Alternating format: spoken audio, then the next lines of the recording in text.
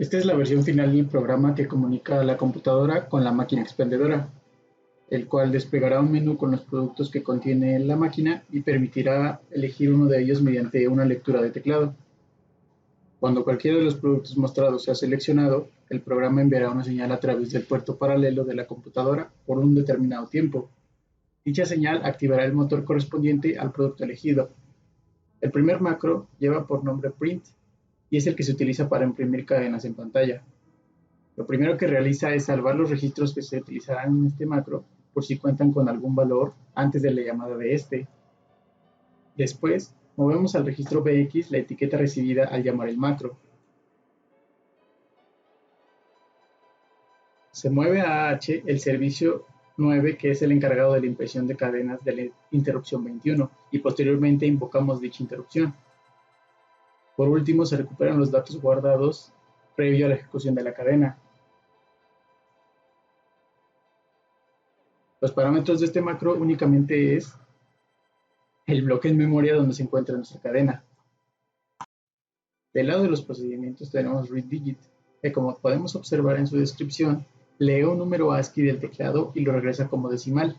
Específicamente, regresa en BL el número leído. Por ejemplo, si lee un 0, regresará un 0 en BL. Si lee un 1, regresará un 1, etc. Para conseguir esto, el procedimiento realiza lo siguiente. Como primer paso, salvamos el registro que usaremos con push AX. Después, movemos al registro AH el servicio 01 para leer los caracteres del teclado. Luego, invocamos la interrupción 21, lo que nos dejará en el registro AL el carácter leído, pero en ASCII. Lo que se hace es restarle al contenido del registro AL 30H, que es donde comienzan los números en el código ASCII.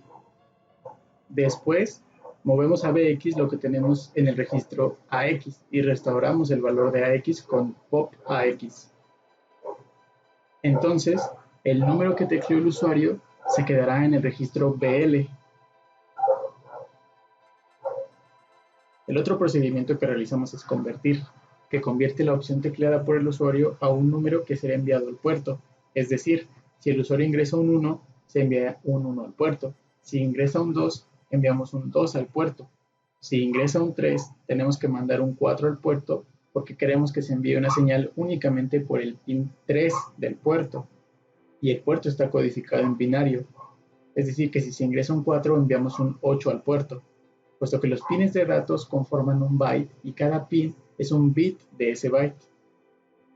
Entonces, al llamar este procedimiento, el registro BL tendrá la opción tecleada por el usuario, por lo que este procedimiento no salvará ningún registro, pues como podemos observar, el registro BH contará con el número convertido. Esto quiere decir que cuando se llame este procedimiento debemos asegurarnos de no tener ningún dato importante en los registros BL y BH. El primer paso es poner un 0 en el registro BH para limpiar cualquier valor que pueda tener. Y entonces empezamos a comparar. Si en BL hay un 1, saltamos a la etiqueta 1. Si hay un 2, a la etiqueta 2. Si hay un 3, a la etiqueta 3. Si hay un 4, a la etiqueta 4. Si no es ninguna de estas, saltamos a la etiqueta fin. Podemos observar que todas las etiquetas saltan a la etiqueta fin. ¿Por qué? Pues si no ponemos esta línea, se ejecutará esta instrucción, moverá un 1 a BH y luego moverá el 2 a BH, después el 4 a BH y por último el 8 a BH.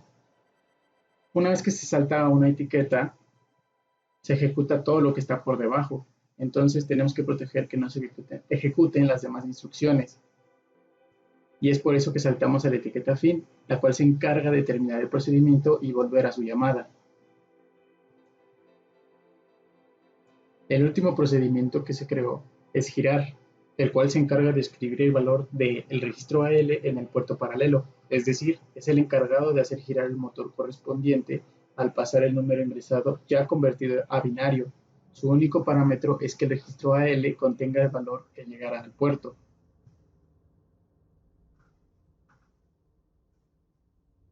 La primera parte salva los registros que vamos a utilizar. Se direcciona el puerto mandando al registro BX la dirección del puerto, que en este caso es 278. Después Mandamos el valor al puerto con esta instrucción. Esta es la instrucción principal de todo nuestro programa. Con out movemos el valor que tiene el registro AL y lo escribimos por el puerto. El siguiente código está comentado porque los puertos, al tener un retenedor, causan que el último valor que le llega al puerto se mantenga ahí, por lo que el motor se quedaría encendido. Lo que se tiene que hacer es mantenerlo encendido por un cierto tiempo y luego mandar un 0 para que el puerto se apague. Este código se supone que es el que debía realizar dichas acciones, pues hace uso de la interrupción 15 con el servicio 86, el cual realiza un delay en microsegundos, un delay conformado por CX y DX.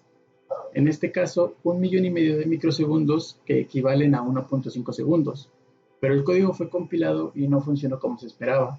Por eso se buscó una alternativa, que es la siguiente. Mover 5555H en hexadecimal al registro BP y al registro SI para usarlos como contadores y usar ciclos vacíos. Tenemos la etiqueta delay que comienza a decrementar BP. Si no es un 0, regresa a delay, es decir, va a ser un loop 21.845 veces.